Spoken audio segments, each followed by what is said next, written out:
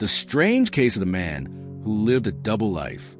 The house was silent. Too silent for a home that once held laughter, footsteps, and the sound of children. On the night of November 9th, 1971, police in Westfield, New Jersey, walked to the grand Victorian home of the List family. Room by room, the silence told its own story. In the ballroom, a record player was still spinning an old church hymn, repeating endlessly into the cold air. And then came the sight no officer would ever forget. 5 members of the List family, carefully laid out on sleeping bags, lifeless. It looked almost staged, like a grim scene from a play. But the father, John List, was nowhere to be found. As detectives searched the house, the silence pressed in. Lights glowed eerily from upstairs bedrooms. Food sat spoiling in the refrigerator, and mail had piled up in the hallway. It felt as if time had been frozen in place. The air was heavy and stale, holding on to secrets that no one wanted to hear. The family's car was still in the driveway. Their clothes were in the closets, but the father, John List, was gone. This was not a crime of passion. It was something far stranger, something carefully planned. Detectives combed the house again, but there was no sign of John List. His bed was neatly made, his suitcase missing, his glasses gone. It was as if he had walked out the front door and disappeared into thin air. No note to explain why a husband would kill his wife, his 3 children, and his own mother. No clue as to where he might have gone. The only certainty was this. The father was gone, and so was the life that had once lived in this house. Before that night, the List family had seemed perfectly ordinary. To neighbors, they were the picture of middle-class America. John List was tall, serious, always wearing glasses, and working as an accountant. His wife, Helen, often stayed home, while their 3 children, Patricia, John Jr., and Frederick, went to school and church. Living upstairs was John's elderly mother, Alma, who adored her grandchildren. To the world outside, they were a suburban dream family. But behind the front door, the picture wasn't so perfect. Inside the home, John List carried the weight of secrets. He had lost jobs more than once, and his pride kept him from admitting it. Bills piled up, debts grew, and his wife's illness made everything harder. He feared that the family would fall into disgrace if people knew the truth.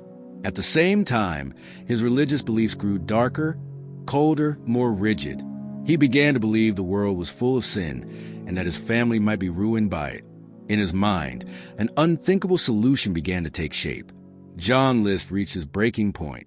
He opened the hallway closet, pulled out a revolver hidden in a shoebox, and told himself that this would end the noise in his head. To the outside world, he was a quiet accountant. But inside, he was a man who had convinced himself that murder was a form of salvation. That night, he stood in his own home, preparing to destroy the very family he had once been trusted to protect. On November 9th, 1971, the murders began. His wife, Helen, was the first. His mother, Alma, followed. One by one, as his children returned home, he killed them too. He placed each body on a sleeping bag in the ballroom, side by side, as though arranging them for a funeral no one had agreed to. In another family's home, the sound of homework, laughter, and clattering dishes might have filled the air. But in the List home, there was only silence, broken by the endless spinning of a hymn on the record player. When it was done, John List vanished. He turned down the thermostat to slow decomposition, canceled newspaper deliveries, and told schools and jobs that the family was taking a trip. He left the house glowing with lights, so no one would suspect too soon. Then he walked away, leaving behind a house full of death and a mystery that would haunt America. For nearly a month, neighbors thought the Lists were on vacation. By the time the truth came out, John was long gone. When police searched the home, they discovered something chilling, a letter addressed to John's pastor. In it, he confessed the murders, but his words were twisted. He claimed he killed his family to protect their souls, to save them from a sinful world. For detectives, the letter was evidence. But for everyone else, it was a window into a mind that justified the unjustifiable. John List had not just murdered his family. He had convinced himself that it was righteous. For 18 years, John List lived as a ghost who walked in plain sight. After the murders, he shaved his mustache, got new glasses, and became Robert Bob Clark. In Denver, Colorado, he worked quiet jobs as an accountant. He went to church, shook hands with neighbors, and lived as though the man named John List had never existed. The killer had built himself a second life, one careful lie at a time. To his new neighbors, Bob Clark was ordinary. He sang in the church choir, paid his bills, and eventually remarried a widow who thought she had found a dependable man. For nearly 2 decades, he lived unnoticed, blending into small-town American life. To outsiders, he was respectable, but beneath the glasses and quiet demeanor, he remained a man who had left 5 bodies in a ballroom in New Jersey. Back in Westfield, the mansion sat empty. Locals called it the List House. Its windows were dark, its walls whispering of the crime that had taken place inside. Children dared each other to walk past it. Adults shook their heads when they drove by. The crime was no longer front-page news, but the house itself was a monument to the unspeakable. For years, neighbors lived with a reminder of family erased by their own father. For investigators, the case of John List was a constant frustration. The FBI kept his name on the most wanted list. His face appeared on posters, in newspapers, and on television. But as the years passed, hope faded. Had he died? Had he escaped overseas? Or was he simply hiding in plain sight, blending into the background of another city? No one could know. And for nearly 2 decades, John List was one step ahead of everyone. Then came May 21st, 1989. The TV show America's Most Wanted aired a segment on John List. For the first time, the public saw not only his old photos, but also a clay bust reconstruction of what he might look like after 18 years. With his neat haircut, square glasses, and calm face, the bust looked frighteningly real, almost as though John himself had posed for it. Across America, millions of viewers stared at their screens, shocked that a killer could hide for so long. In Denver, a woman watching the show leaned closer to her television. The clay bust looked exactly like her neighbor, Bob Clark. The resemblance was too close to ignore. The quiet man who went to church, the man with glasses and a stiff smile, suddenly seemed like someone else entirely. She picked up her phone, dialed the number, and reported what she saw. That call would end John List's double life. Within days, authorities knocked on the door of Bob Clark's Virginia home. At first, he denied everything. He said he was who he claimed to be, a husband, a churchgoer, a man with nothing to hide. But fingerprints told the truth.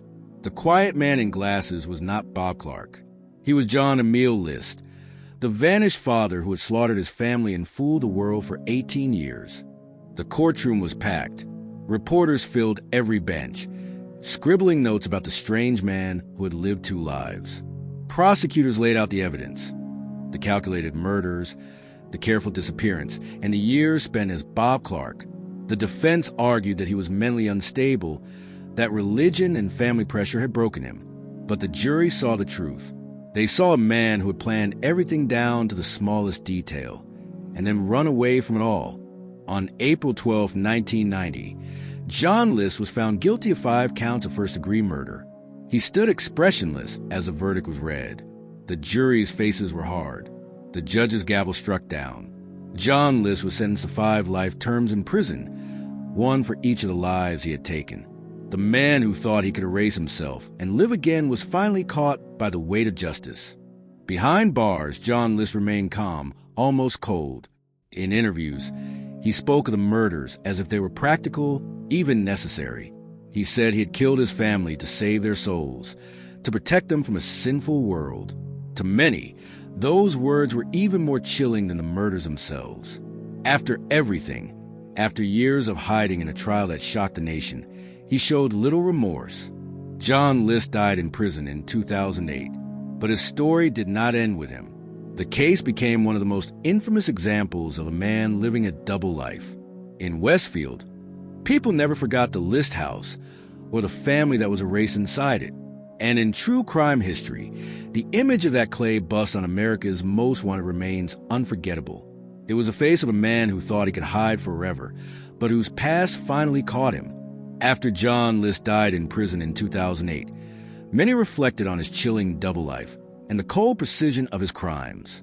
His story continues to be studied as one of America's most disturbing cases of hidden evil.